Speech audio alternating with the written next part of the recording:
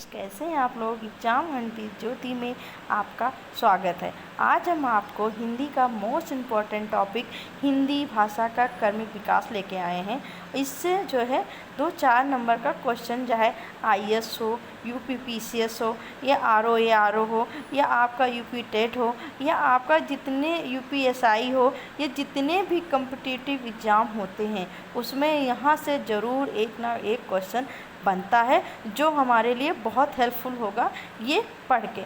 यहाँ से इससे अलग कहीं नहीं पूछा जाएगा। आप इतना पढ़ लोगे तो यहाँ से 2-4 नंबर ज़रूर आप गेन कर सकते हो। चलिए देखते हैं हिंदी भाषा का क्रमिक विकास कैसे होता है। तो पहले हम पढ़ते हैं हिंदी भाषा का क्रमिक विकास।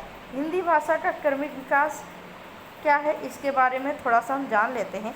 हिंदी भाषा का इतिहास लगभग 1 वर्ष पुराना माना जाता है। तो हिंदी भाषा का विकास कितने लगभग पुराना माना जाता है?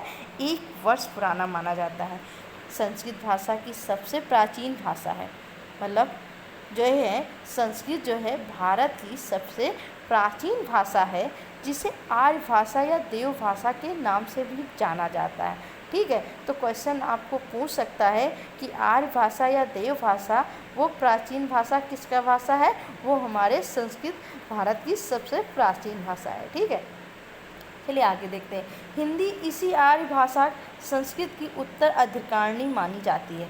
ठीक है, हिंदी वस्तुतः फारसी भाषा का शब्द है जिसका अर्थ है हिंदी या हिंदी से संबंधित।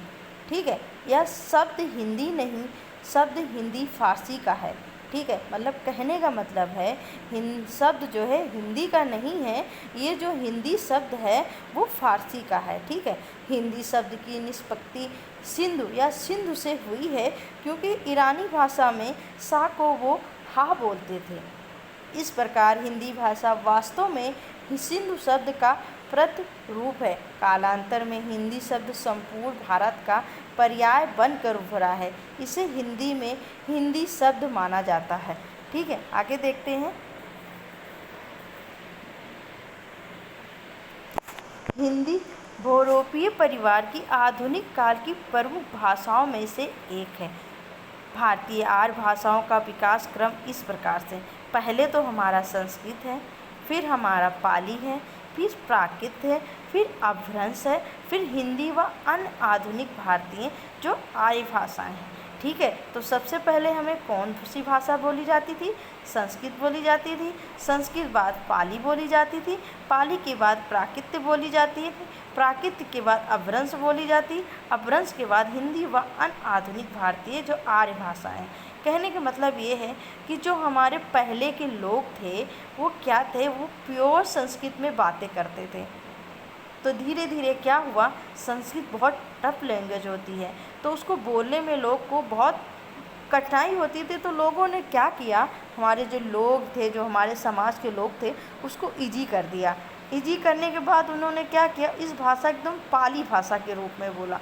तब भी इसमें संस्कृत के वर्ड थे जो बोलने में लोगों को बहुत दिक्कत होती थी। तो उन्होंने क्या किया, अपनी प्राकृत भाषा, अपनी आम बोलचाल की भाषा में बोलने लगे, जिसको हम प्राकृत कहते हैं। इसमें भी दिक्कत, तो उन्होंने क्या किया, उसको जो है अपभ्रंश मतलब टूटी फूटी भाषा, जो जहाँ से पाया वहीं से उठा के उसमें डाल दिया।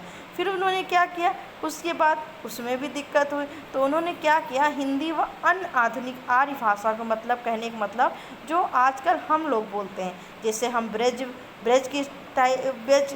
मथुरा के साइड जाइए तो ब्रज भाषा बोलते हैं, आप अयोध्या के साइड जाइए तो अवधी भाषा बोलते हैं, आप बिहार में जाइए बिहारी भाषा बोलते हैं।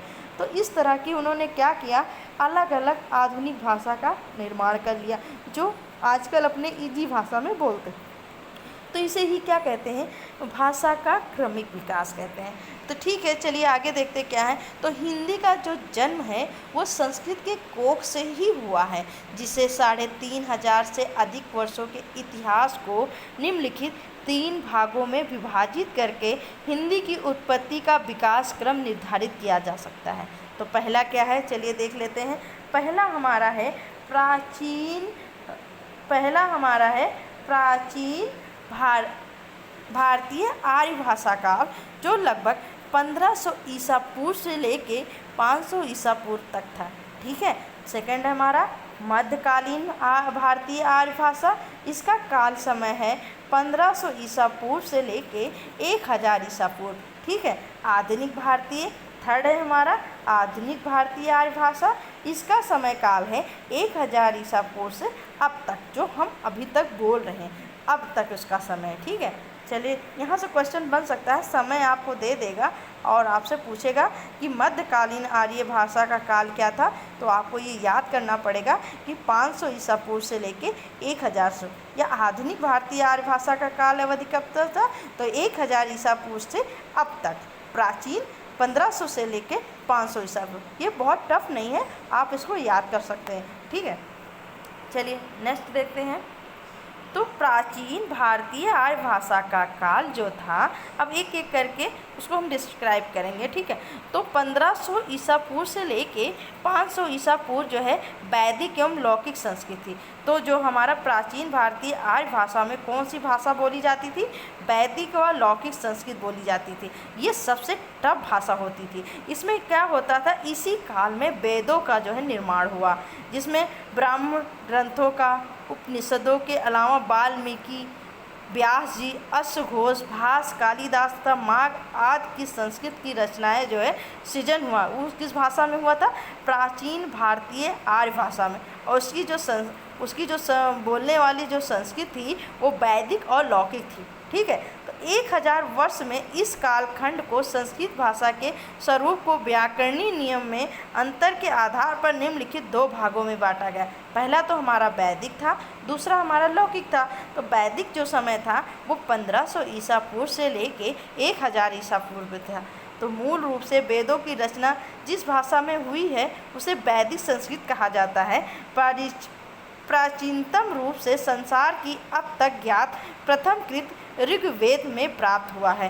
तो ये हमसे यहाँ से क्वेश्चन बन सकता है, प्राचीनतम रूप संसार की प्रथम कृति किस वेद में हुआ है, तो वो ऋग्वेद में हुआ है। ब्राह्मण ग्रंथ और उपनिषदों की संरचना जो रचना भी वैदिक संस्कृत में हुई है। हालांकि इन भाषा में पर्याप्त अंतर पाया जाता है। संसार का सबसे प्राचीन ग्रंथ ऋग्वेद माना जाता है। ऋग्वेद से पहले भी संभव है कोई भाषा विद्यमान रही हो, परंतु उसका अब तक कोई लिखित रूप में परिणाम नहीं मिलता है कि कोई प्राप्त नहीं है। इससे यह अनुमान होता है कि संभवतः आर्यों की सबसे प्राचीन भाषा ऋग्वेद ही भाषा मानी जाती है, जिसे हम वैदिक संस्कृत भी कहते हैं। ठीक है। आगे देखते हैं हम। सेकेंड है हमारा लौकिक संस्कृत, जो 1000 ईसा पूर्व से लेके 500 ईसा पूर्व तक है।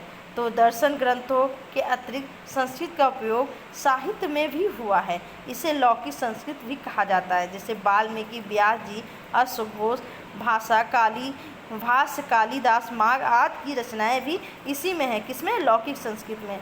तो यहाँ से क्वेश्चन बन सकता है कि लौकिक संस्कृत में कौन कौन सी मतलब रचनाएं हुई हैं, तो वो जो है कालिदास की है, वाल्मीकि की है, और व्यास जी की है, अश्वघोष की है, भास की है, माघ की। इन सब की रचनाएं किसमें हुई थी, लौकिक संस्कृत में हुई थी। वेदों के अध्ययन से स्पष्ट रूप से देखा जा सकता है कि कालांतर में वैदिक संस्कृत के स्वरूप में भी बदलाव आता चला गया है। कत्यायन ने संस्कृत भाषा के बिगड़ते स्वरूप का संस्कार किया और इसे व्याकरणबद्ध किया। तो यहाँ से क्वेश्चन बन सकता है, वो संस्कृत भाषा का जब स्वरूप बिगड़ रहा था तो उन्होंने वो व्याकरणबद्ध करने वाले वो कौन से व्यक्ति थे, तो वो हमारे जो है कत्यायन जी थे। ठीक है। फिर पाणिनि ने नियमाकरण किया। तो पाणिनि ने नियमाकरण के बाद संस्कृत को वैदिक संस्कृत से भिन्न है, जिसे वैलौकिक या क्लासिकल संस्कृत भी कहा जाता है। जो रामायण, महाभारत, नाटक, व्याकरण आदि ग्रंथ लौकिक संस्कृत में ही लिखे गए। तो क्वेश्चन यहाँ से बन सकता है कि जो रामायण है, महाभारत है, नाटक है, व्याकरण है, आज जो जितनी भी ग्रंथें हैं वो किस में लिखी गई हैं, वो हमारे लौकिक संस्कृत में लिखी गई है। हिंदी संस्कृत ही है। हिंदी जो हमारी है वो हमारी संस्कृत ही है।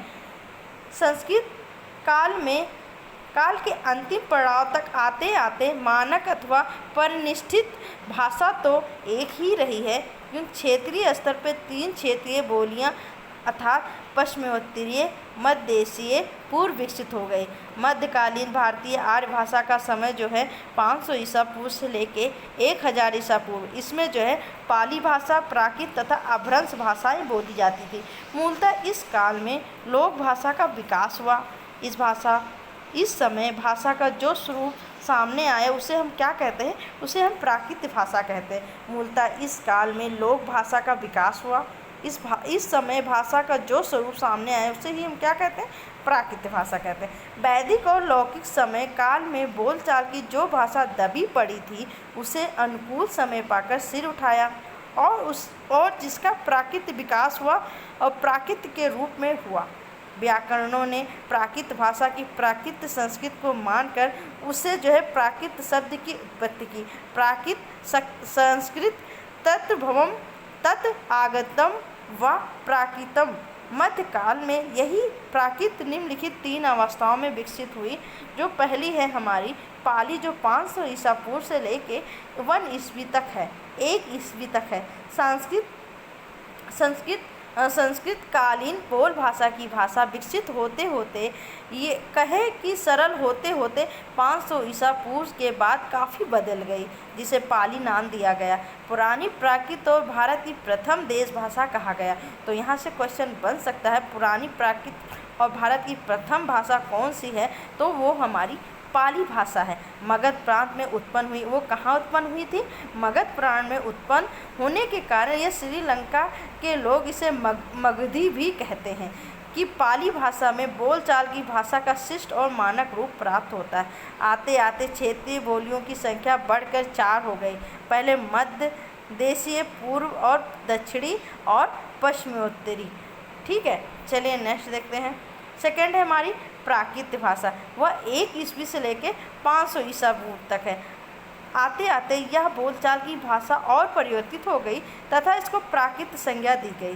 सामान्य मात्रा अनुसार जो भाषा असंस्कृत थी वो बोलचाल की आम भाषा की थी तथा सहज ही बोली समझी जाती थी, संभवतः प्राकृत कहलाई। क्षेत्रीय बोलियों की संख्या कई थी, जिसमें सौरसैनी, पचासी, प्रचंड, महाराष्ट्री, मगधी और अर्ध मगधी आदि प्रमुख थी। भाषा वैज्ञानिकों ने प्राकृत के 5 प्रमुख भेद स्वीकार किए हैं। वो कौन कौन से? सौरसैनी, सूरसैनी, मथुरा के आसपास मध्य देश के भाषा जिसे हम संस्कृत का प्रभाव, पैचासी, सिंधु, महाराष्ट्री, विदर्भ महाराष्ट्र, मगधी, मगध, अर्ध मगधी, कौशल प्रदेश की भाषा जो जैन साहित्य में प्रयुक्त हुई। अपभ्रंश जो 500 ईसा पूर्व से 1000 ईसा पूर्व तक है।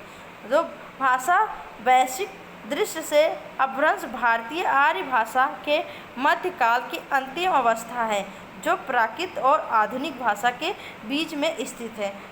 कुछ दिनों बाद प्राकृत में भी परिवर्तन हो गया और लिखित प्राकृत का विकास रुक गया, परंतु कथित प्राकृत विकसित अर्थात परिवर्तित होती गई।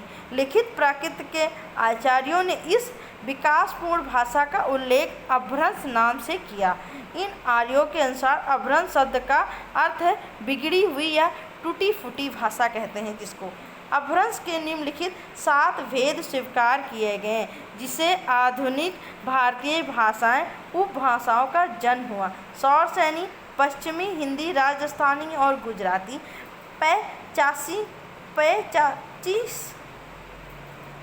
पैसाची जो है ये पंजाबी में बोली जाती थी और प्रचंड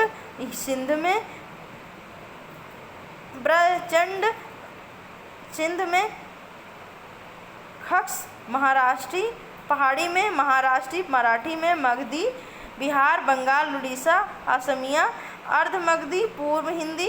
अतः कहा जा सकता है कि हिंदी भाषा का विकास अपभ्रंश के सौरसैनी, मगधी और अर्ध मगधी रूपों में हुआ है।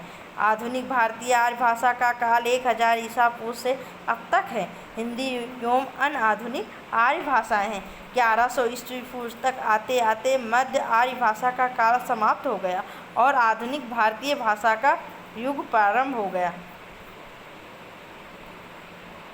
अपभ्रंश के विभिन्न क्षेत्रीय स्वरूप से आधुनिक भाषा भारतीय भाषाओं, उप भारतीय भाषाओं, पश्चिमी हिंदी, राजस्थानी, गुजराती, लहदा, पंजाबी, सिंध पहाड़ी, मराठी, बिहारी, बांग्ला, उड़ीसा, असमिया और पूर्वी हिंदी आदि का जन्म हुआ। आगे चल के पश्चिमी हिंदी, राजस्थानी, बिहारी, पूर्वी हिंदी और पहाड़ी 5 उपभाषाओं तथा उनको विकसित कई क्षेत्र बोलियाँ जैसे ब्रज भाषा, खड़ी बोली, जयपुरी, भोजपुरी, अवधी व गढ़वाली आदि के समग्र रूप में हिंदी कहा जाता है। कालांतर अधिक विकसित होकर अपने मानक और परिनिष्ठित रूप में परिवर्तित और बहुप्रचलित मानक हिंदी भाषा के रूप में सामने आए। मध्यकालीन मध्ययुगीन हिंदी में जो है भक्ति आंदोलन में हिंदी खूब फली फूली। पूरे देश के भक्त कवियों ने अपनी वाणी को जन जन तक पहुँचाने के लिए हिंदी का सहारा लिया, जिसे हम आधुनिक काल स्वतंत्र संग्राम के समय हिंदी भारत के स्वतंत्रता संग्राम में हिंदी और हिंदी पत्रकारिता की महती भूमिका रही है। महात्मा गांधी सहित अनेक राष्ट्रीय नेता हिंदी को राष्ट्रभाषा के रूप में देखने लगे। स्वतंत्रता के बाद ही हिंदी भारत के स्वतंत्र होने पर हिंदी को भारत का राष्ट्रभाषा घोषित किया गया। इंटरनेट युग में हिंदी भाषा में जितनी मांग है इंटरनेट पर उतना उपलब्धता नहीं है, लेकिन जिस रफ्तार से भारत में इंटरनेट का विकास हुआ उसी तरह से हिंदी भी इंटरनेट पर छा रही है।